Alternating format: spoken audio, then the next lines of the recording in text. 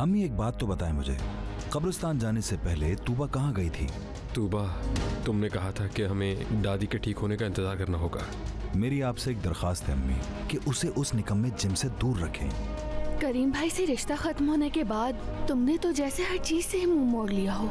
उस लड़की को मेरा नाम कैसे मालूम? और बार बार क्यों आ रही है वो? तुम फिलिस से नफरत करती हो, जानता हूँ ये। धमकी दी थी तुमने मुझे उसे छोड़ने के लिए। सुल्ताना साहिबा ने कहा कि तुम तूबा जैसी कोई हरकत मत करना, और फिलिस ने कहा ठीक है आप फिक्र मत करें, मैं किसी ऐसे से शादी नहीं करूंगी जो हमारे खानदान के बराबर ना हो। क्या तुम मेरी शादी के गवाह बनोगे? मैं तुम्हें उससे छोड़ने पर मजबूर कर दूंगी जुनैद। अगर तुम्हारी वजह से तुम्हारी दादी की तबीयत और खराब हो गई तो क्या तुम्हें अपने फैसले पर पछतावा नहीं होगा? एक दफा तुम्हारी हो जाऊं तो फिर पूरी जिंदगी इंतजार कर लूंगी। क्या तुम्हें कबूल है? हाँ।